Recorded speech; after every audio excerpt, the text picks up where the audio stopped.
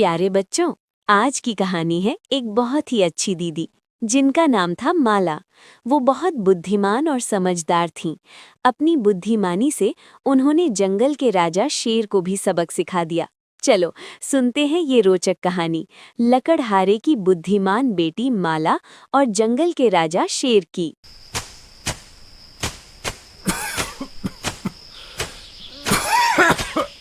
माला दीदी के पापा रोजाना जंगल में लकड़ी काटने जाते थे और बाजार में लकड़ी बेचा करते थे।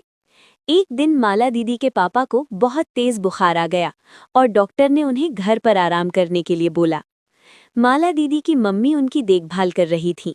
इस वजह से माला दीदी बोली, माँ, मैं जानती हूँ पापा की दवाई के लिए पैसों की जरूरत है, इसलिए मैं सोच रही हूँ कि अब से जंगल में लकड़ी काटने मैं खुद जाया करूँ।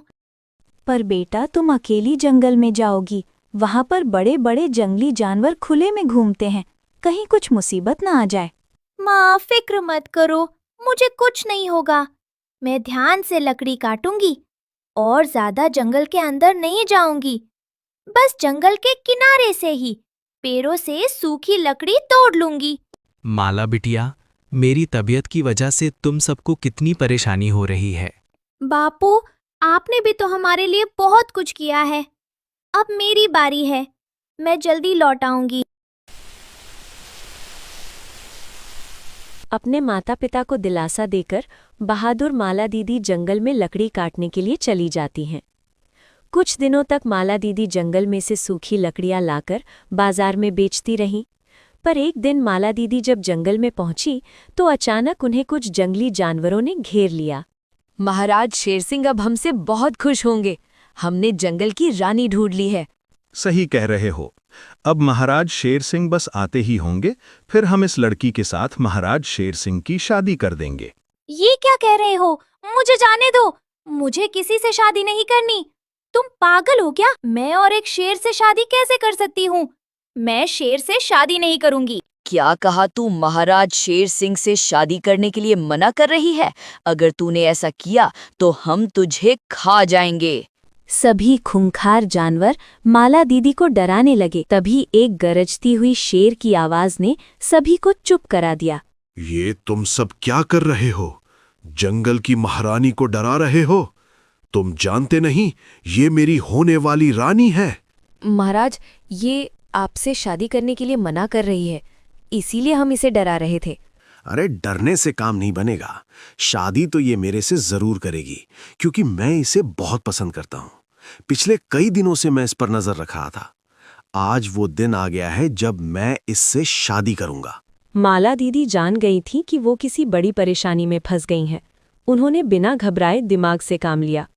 मुझे कुछ करना होगा, मुझे कोई उपाय सोचना होगा जिससे ये जानवर मेरा पीछा छोड़ दें और मैं सुरक्षित घर चली जाऊं, वरना ये सब मुझे खा जाएंगे। क्या हुआ महारानी, तुम किस सोच में पड़ गई हो? महाराज शेर सिंह, आप जंगल के राजा हैं। आपकी रानी बनना मेरे लिए बहुत गर्व की बात है।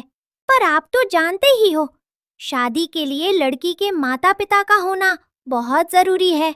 मेरे माता पिता के बिना मैं आपसे शादी कैसे कर सकती हूँ? मुझे शादी की तैयारी भी तो करनी होगी। मुझे दुल्हन का लहंगा भी खरीदना है और तरह तरह की खरीदारी भी करनी है। उसके बिना तो शादी हो ही नहीं सकती।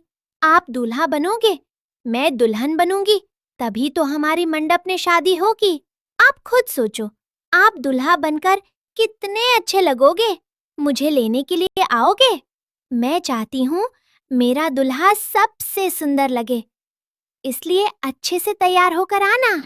माला दीदी के मुंह से अपनी तारीफ सुनकर शेर सिंह मन ही मन बहुत खुश हुआ। ठीक है महारानी, मैं आपको कल लेने आऊंगा। आप तैयार होके रहना, फिर हम शादी करेंगे। माला दीदी ने इस समय तो अपनी जान बचा ली और घर जाकर सारी बात अपने माता पिता को भी बताई। पर सब इस चिंता में थे कि कैसे उस शेर और बाकी सभी जानवरों से बचा जाए। मुझे तो कुछ समझ नहीं आ रहा माला बिटिया, तू कैसे उस शेर और बाकी जानवरों से बचेगी? माला बिटिया, मेरी वजह से तू फंस गई। ना मैं बीमार होता और ना तुझे जंगल जाने की जरूरत पड़ती। माँ बापू, आप चिंता मत करो, मैं कोई ना कोई तरकीब निकाल लूंगी। मैं कुछ सोचती हूँ। माला दीदी सोचने लगी। तभी उनके दिमाग में एक आइडिया आया। मिल गया आइडिया माँ बापू, इधर कान लाओ, मैं आपको सब समझाती हूँ।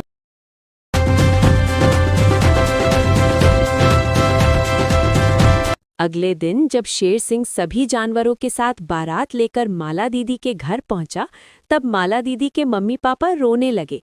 उन्हें रोता देखकर शेर सिंह बोला, क्या हुआ तुम दोनों, रो क्यों रहे हो? और मेरी माला, जंगल की महारानी, कहाँ है? महाराज, माला बेहोश पड़ी है कल रात से।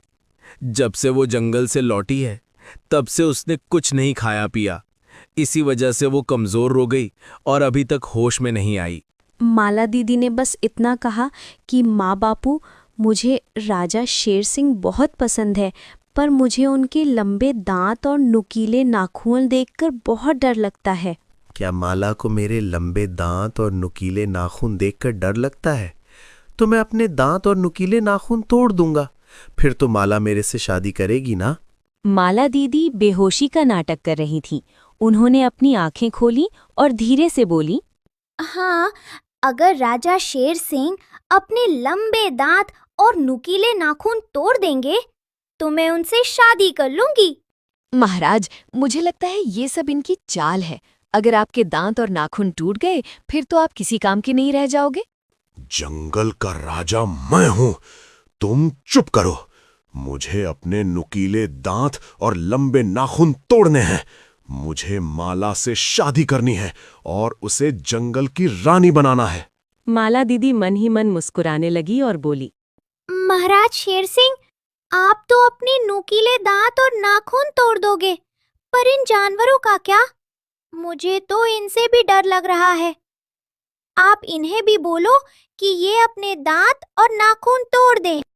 अरे भाइयों, चलो वापस जंगल चलो। लगता है मुसीबत हम पर भी आने वाली है। भागो यहाँ से। राजा शेर सिंह तो पागल हो गया है। हमें नहीं तुड़वाने अपने दांत और नाखून। हम जंगल वापस जा रहे हैं।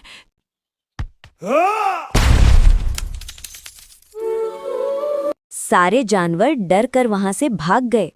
राजा शेर सिंह ने अपने दांत और नाखून तोड़ दिए और उसके बाद माला दीदी ने डंडे से राजा शेर सिंह की खूब पिटाई की।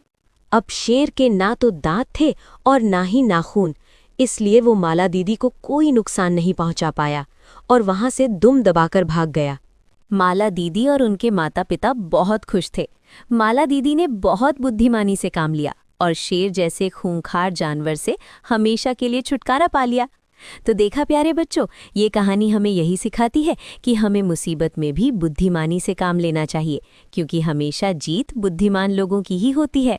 लकड़हारे की बुद्धिमान बेटी।